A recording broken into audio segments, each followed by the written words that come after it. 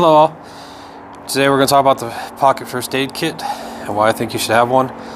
But first I'd like to tell you that the best way to not get a cut is prevention. Learn proper techniques on how to handle a knife so you don't get a cut in the first place or hurt yourself, but accidents do happen. So that's why we're going to go over a pocket first aid kit. The reason why I believe you should have these pocket sized is, for instance, you're out camping, and a lot of first aid kits, what they'll do is people put them in their backpack and forget about them. And then when you have your base camp, you decide to go out and explore, and you're not going to take your backpack with you. So that's why you should have a pocket first aid kit. That way, when you're out there and if you decide to start carving on a spoon or use a knife for any reason, if for some reason you do have an accident, you have this right on hand. So we'll go ahead and go over the contents. So I have a couple safety pins. I have a needle that's just taped up here on the top so they're out of the way, easy to grab if I need to right away. I also have some sewing thread for first aid, but also if you need to repair your kits or something like that, you can right off the bat. Another one that I have, this is just a signal mirror, but I also use it that way if I have to look into my eye or somewhere else on my body that I can't see, I can use this, so it's multi-purpose, or a couple uses anyways. Another one is, I just have in here polysporin, and this is a brand new tube, but another one that I use is triple antibiotic ointment. That works really well also. And then I have some these little strips, I think about, and it depends on how many you want to put in, but I have a few of these. These are the ones that you just tear open. If you have a bad cut, you just stick them on your skin wherever the cut is,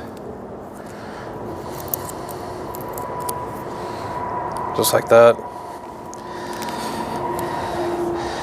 Another one that I have is tweezers, the same function as for a needle and safety pins. If I got something like a splinter that I need to take out, I can dig in with the tweezers, pull it out. Also, if you have ticks, other options you have with that too. And then I have some bandages, or knuckle bandages, a lot of people call them. And I like these versus regular bandages just for how they're used. They're very easy to use on a knuckle and other options. So if you have a cut on your finger, let's say like right here where it's flexing, just stick that on there.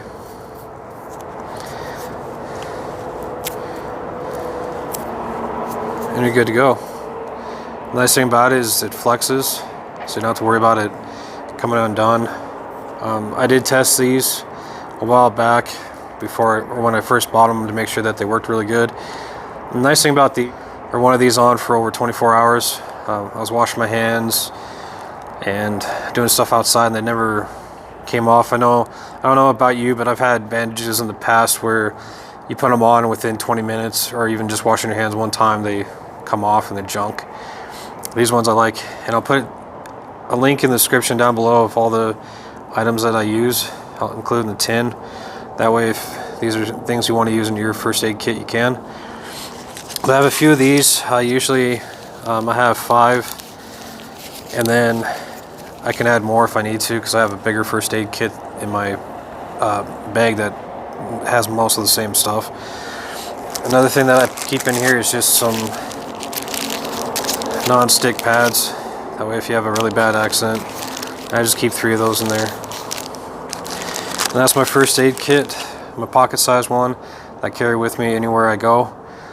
And I hope you enjoyed this video. If you did, give it a thumbs up. If you like future content like this, be sure to subscribe. Until next time, take care.